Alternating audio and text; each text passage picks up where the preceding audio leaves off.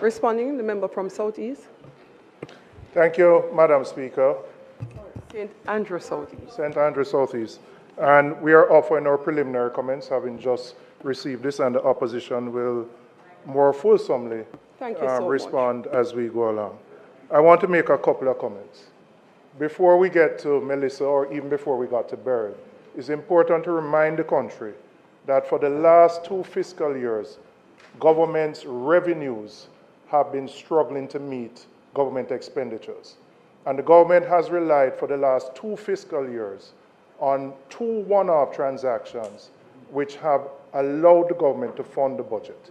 In 2023-24, the sale of 12 years of future revenues from the Norman Manley International Airport yielded $75 billion, which financed the 23-24 budget.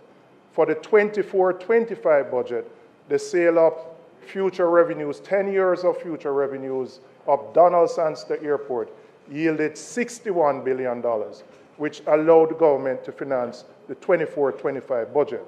I am making this point, Madam Speaker, to indicate that without Beryl, without Melissa, the government would have had to find some other asset to sell to meet the demands of the budget. All right?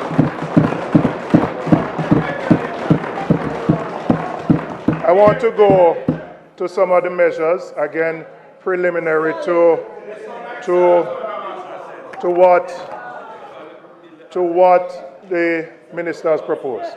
In relation to the special consumption tax on non-alcoholic sweetened drinks, I know there is a public health imperative, a very big one. But I will say to you, I do not believe the price increases will change behavior. Hold on. And hold on. And the persons who are the greatest consumers are young children who go to basic school, primary school.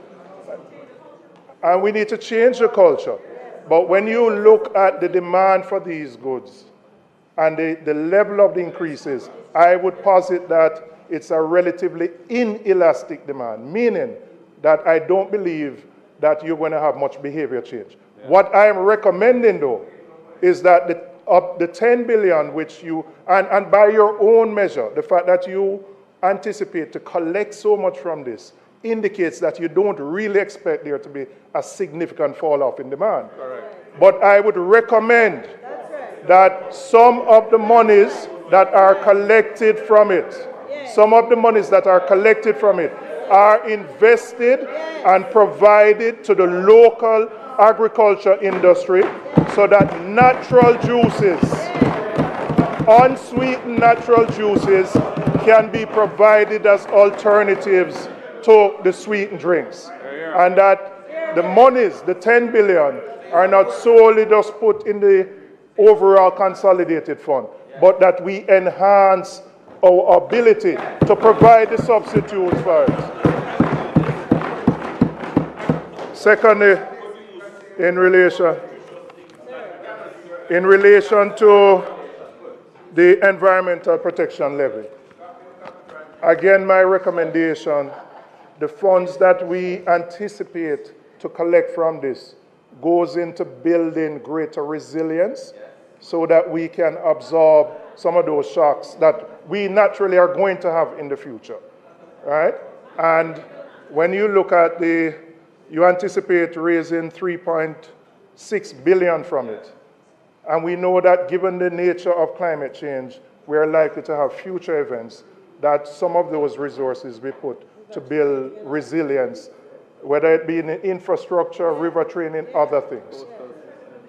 Madam Speaker, I am also happy that the government finally has not just followed the recommendation of the Fiscal Commissioner, but abided with the FAA Act in ensuring that the revenue measures are tabled at the same time as the estimates of expenditure.